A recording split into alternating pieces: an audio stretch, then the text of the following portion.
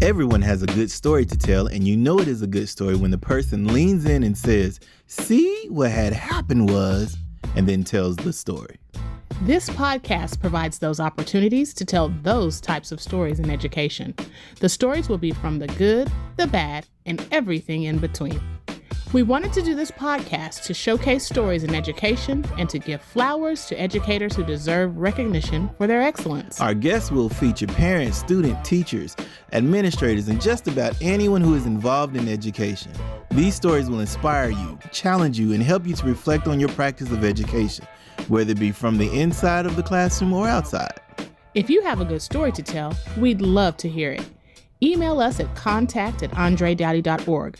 We'd love to have you or your story on a future episode. See What Had Happened starts now. Hi, and welcome to See What Had Happened, where we share educational stories from the good, the bad, and everything in between.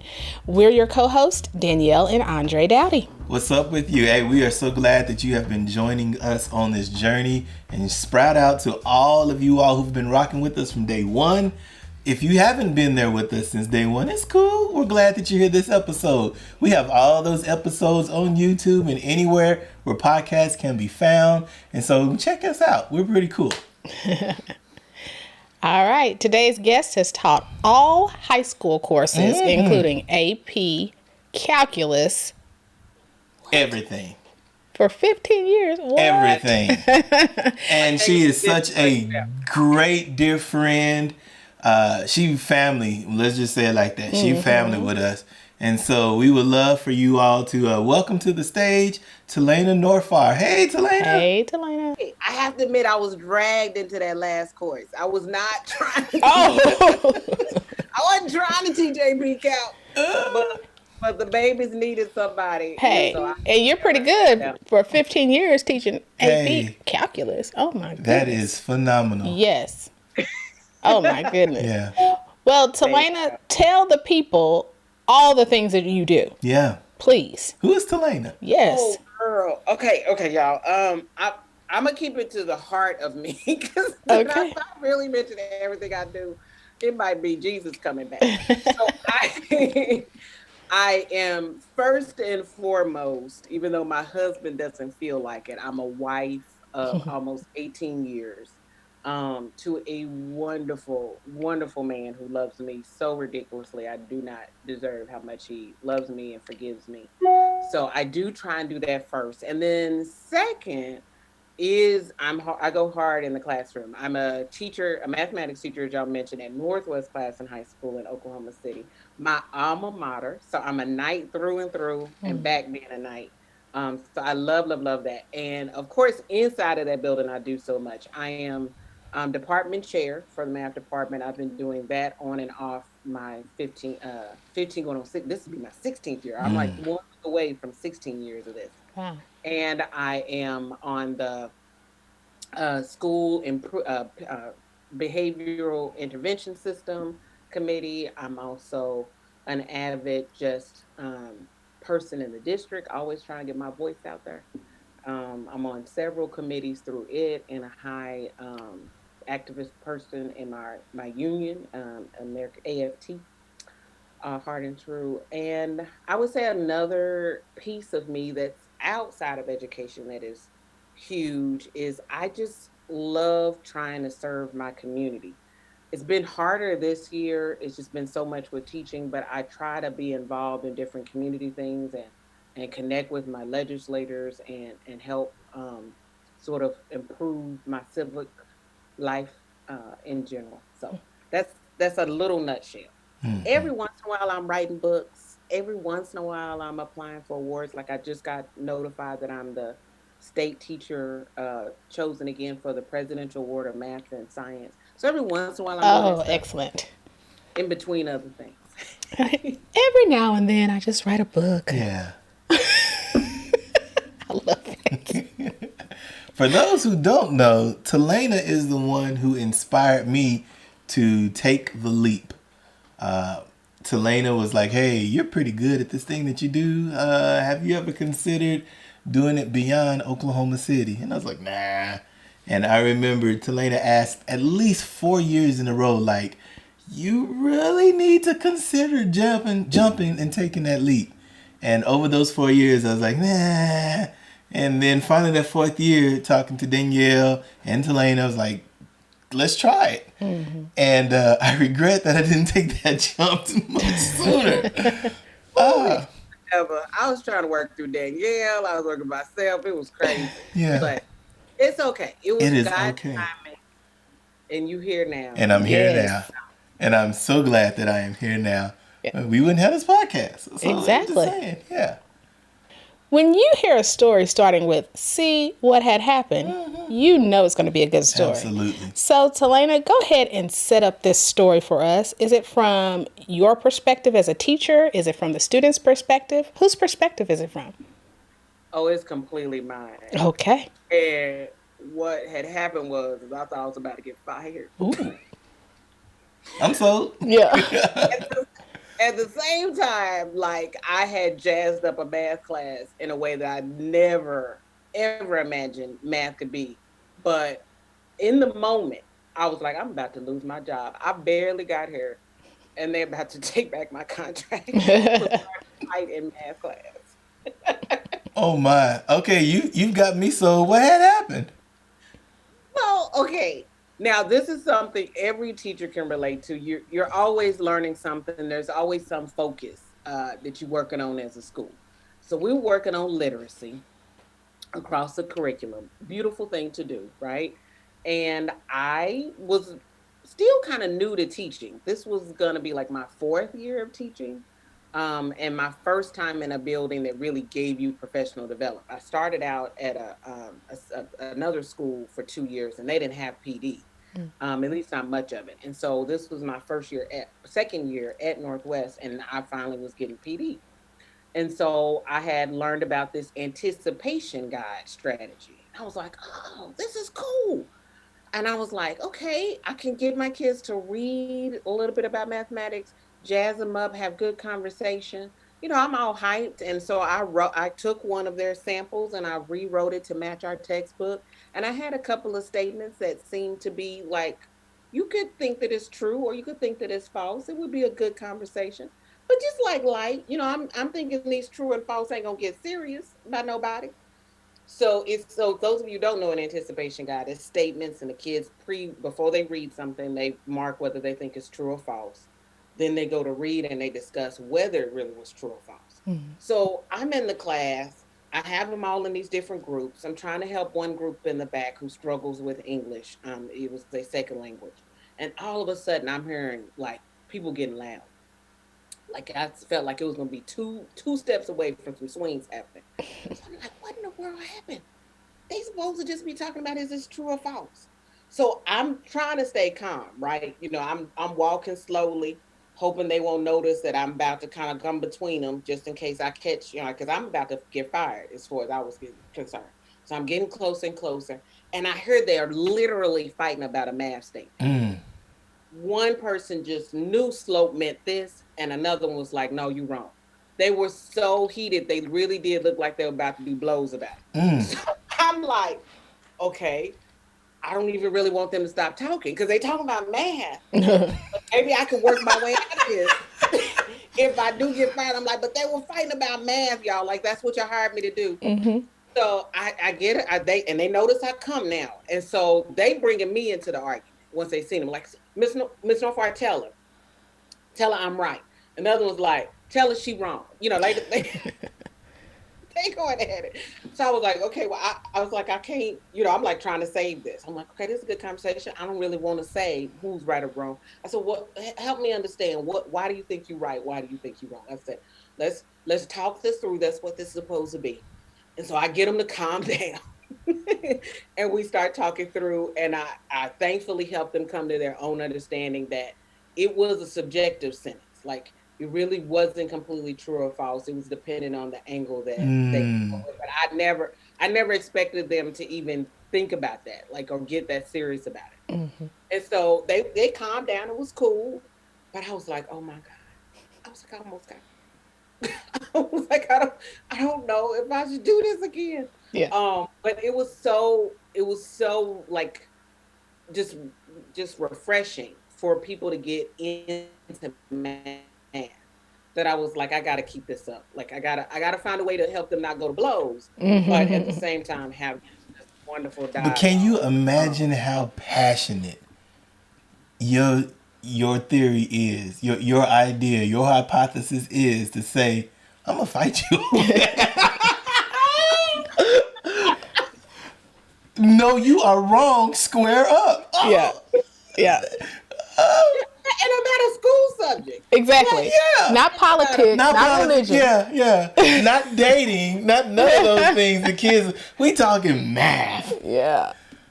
And even then, I like how you were like, do I let them just keep going? Because they talking about math. they talking about math. Like, if they fighting, they're fighting over a subject worthy of a fight. I had no, like, just knew they couldn't have been talking about math. Because at first, when I heard their voices, I didn't catch the context. I happened to be in a room that was really big, and I could just hear loudness. I couldn't hear the words. So and everybody's like looking because they got that loud. So I'm like, okay, I gotta help contain this because everybody's probably like, what just happened? You're supposed to just be talking about these sentences. And the closer I got, the more I heard the math words. I was like, what are they arguing about math? Academic vocabulary. Yes. Yeah. It's still like, and they're wonderful women now. Like that was years ago. In early like 2008, 2009. They're amazing women now, but I still crack up at that story, and I still sometimes ask them, "Can I still keep telling this story to people?" Y'all and they're like, "Yeah." So once when you separated them, did you have to file any paperwork, do any detention? Thankfully, they just were verbal. They never swung. Even though one of them was like her fist was ready, like she was ready to go ahead and pounce on her. But I caught them before they ever did a real swing, and they were able to like calm down and realize they didn't have to like fight verbally, physically about it. We could keep talking through it, and they come to their own understanding. So thankfully that I didn't have to go to no paperwork. Yeah. I de-escalated the situation, but I was just like, I'm de-escalating a conversation about math. Like, I wish I would have had a videotape. Like, this would have been so wonderful to take. But, it was also at that time where, it wasn't on your phone as easy as it is now. Or else I would have been having everybody record. So how did you explain that to the principal? I told her, like, a lot later. Because I was at the point of like I'm about to be tenured, so I told her about it later. Yes, that's smart. So it'd be hard. She'd have to work hard to fire me. So she found out much later. She was like, "Oh my God, that's awesome." But yeah, not immediately. I didn't go to nobody. I'm also gloating if I'm in that situation. Like they not fighting about your science. You ain't hearing them fighting about Macbeth. But hey, they fighting about my math. Yeah. That means that they are actively engaged in my learning. I did do a little bit of that you mentioned. I did do a little bit of that with my colleagues. This was 9th grade. And so we worked as an academy, and we had planning time off to plan to work with them about their behavior and getting them to the 10th grade level. Since 9th grade is kind of the most common year people drop out of school. So I did brag to them in my thing and encourage them to do more anticipation guides. Because at that time, a lot of my colleagues, with the exception of one, had been teaching for a while. And they were sort of in that, I'm not trying this, kind of mindset. And so I couldn't wait to tell them. I was like, I did an anticipation guide, and it was off the chain. They were gonna, and just in case they would slip up and tell my boss I didn't say that they were about to fight. But also, they were really engaged. Yes. Yeah, that's the code word right there. Yeah. Boy, my group was really engaged in that lesson right there. That energy was just palpable in the room. Yes. You could feel it. They were implementing those collaboration skills and problem solving. Yes. They were communicating. Yes. Hands on. We were hands on. And actually, that helped me convince them because I'm a project-based learning teacher. And only one of them was down for trying to do all the stuff that I was doing. If I even just showed her a tech tool, she was on it and passed me. I was like, dang girl, slow down. Like, I don't even know that tool that well yet. But everybody kind of got on board and we did our first project together. Wow. Redesigning the cafeteria at the end of the school year. So it turned out to be a great catalyst of them starting to come around to some of my style. Wow. And speaking of PBL, last year you did a PBL on equity and justice. Can you tell us more about that? Yeah, that was so much fun. So here's how it happened. And this was my first time doing a project that really was organic, where it was literally happening in the midst of us. And we were on serious lockdown. Everybody can kind of remember the COVID piece where you're learning from remote, you're not, then you switch into hybrid, then you switch into everybody coming. It was like craziness. But at the same time, our district had just recently undergone a lot of changes. I was a part of the Pathway to Greatness project, and we had redesigned schools, but we weren't done. It was just the start of really trying to have equity happen. I would say for the first time, really, in a serious way in Oklahoma City Public Schools. So I was excited to be a part of it. And when Dr. Marsha Heron's position became available, and she was starting a committee groups with different community, I was like, "Ooh, I can have my students help give insight to this." And so towards they were working on it almost all year. They did a little bit of looking at it in the fall, and then it wrapped up in May of last year. And what happened is they picked a particular dimensional element to look at. So maybe they really were passionate about a positive and inviting school environment, or they were passionate about instructional time and attention or content. So they picked an element that they really liked, and then I formed them in teams and they presented to the district. And so I was excited to mix a real like analysis look of math. Because sometimes in math, we just think of it as, oh, we'll solve for X. And that's really not the greatest skill set we're really learning. We're really learning problem solving. We're really learning identifying and figuring out pieces and molding it. So the math in it was stats. The students had to look at different data and collect it, as well as grab data from the district and use it to prove their point. But my bigger part was for them to really problem solve. What is the problems that are happening, both not only just for you, but what is happening with your teammate, your classmates, and how can we better education in the future? What is it that we've done sometimes right this year that we could keep doing, even though it's not pandemic? Many students mentioned how it was really helpful to not be so stressed all the time with schoolwork. For the first time, things weren't all just, bombarded at them. And they felt like that's something that could keep going. They also liked the idea of like going to school every other day. It was less pressure and allowed them to do some certain things. So I was like, well, some of the stuff we don't have to drop. And so it was so just beautiful for them to do that at the district level. And then they followed up and did it at our school level, where they gave advice to the school leadership on what we could do differently at Northwest Classroom. So it was cool. Yeah, I love that. Where oftentimes when we want that input, they hardly ever ask students. They hardly ever ask teachers. I was going to say the same thing. They said we want input, but we only want 5 people out of all of these teachers. Just 5 people tell us. But it was really cool to hear that your students actually got to use their voice and speak truth to power to it. How was it received by the administrators? Oh my God, it was so amazing. I got so many emails afterwards of them loving their suggestions, them wanting to implement their suggestions, wanting them to, kind of be an ongoing spokesperson as they keep going and working on things. It was so great.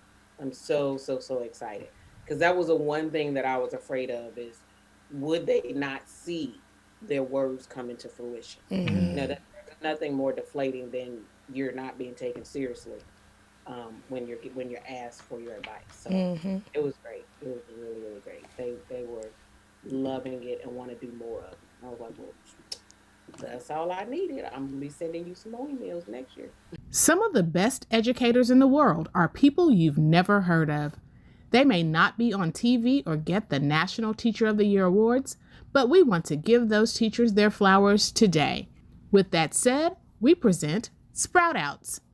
Sprout Outs is sponsored by Pinky and Paws Petals. So, Telannia, who would you like to sprout out this episode?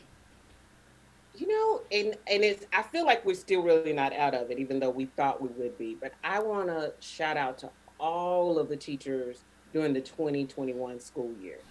I mean, we got a lot of heat from people, and I get some of it was deserved, but I don't think people realize we were going into completely uncharted territory, and we were changing and adapting and supporting every step of the way. I don't think any profession had to change as much as we did during this pandemic. And I can't even just name one. I want to give a shout out to all of them who worked hard and long hours and neglected their health sometimes to help support. They were all educators for the 2021 school year, and even right now, because we're still working on it. It's not out the woods yet completely. We're still probably really 2 years from really the real normal as we keep understanding this virus. And so we did a job, y'all, and we did it. Don't hate us. Get about them. We did it. Yes. Here on See What Had Happened, we believe when one wins, we all win. Telannia, we want to help you win. Plug any and everything that you want. How can we help you win? Oh my God. Well, I truly love helping other educators and helping them see me, my classroom, my style, my way. So I post a lot on social media, what's happening in my classroom. So if you're a Facebook person, you can find me there, Telannia Heights, Norfar. I'm the only one. Even if you don't do all those words right, I'm the only one. So you can't find me. You can't have a hard time finding me. And then on all of the other social media, if you're not a Facebook person, which I completely get, I sometimes want to disconnect from it. You can find me on Twitter at TH Norfar. You can find me on Instagram at TH Norfar. You can find me on LinkedIn. I'm even finally doing better about posting on it as Norfar, because I just know that everybody is different, and so I want to reach everybody where they're at. I'm a co-author of a book called Project-Based Learning in a Math Classroom, and the elementary is 6 through 10, but then there's an elementary version now that you can get from Proofread Press. That's K through 2nd and 3rd through 5th. So depending on your grade level, pick what you love. But we also have a complimentary website called mathpbl.com. So you can get free resources there, as well as you can purchase resources to help you do PBL in a math classroom. And I'm always coming up with more stuff, webinars, trainings. You just keep going to Math PBL and you can find a lot from there and get me from even in other places. So that's me keeping busy. If you have a story that you'd like to share, just like Telannia did, all you have to do is contact us at contact@andredoughty.org. We welcome any and every story from an educational point of view, whether that is you from a teacher, you as parent, you as a former student, all of those things. And even if you are shy, you can still email us. We'll read that story in a future episode, and then we'll share it and we'll discuss and we'll talk about it. Well, if you enjoy the See What Had Happened podcast, we'd love for you to subscribe, rate, and share. Please give a review on all podcast platforms. Your ratings and reviews help our podcast get more noticeable on all podcasting sites. All of them. We own all of them. Check us out. We own all of them. All right. Well, that's the end of this story, but it is not the last. We thank you, Telannia, for joining us today. And we thank you all out there. Don't forget to join us for the next episode of See What Had Happened. Bye. This podcast is a proud member of the Teach Better Podcast Network. Better today, better tomorrow, and the podcast to get you there. You can find out more at teachbetter.com/podcast.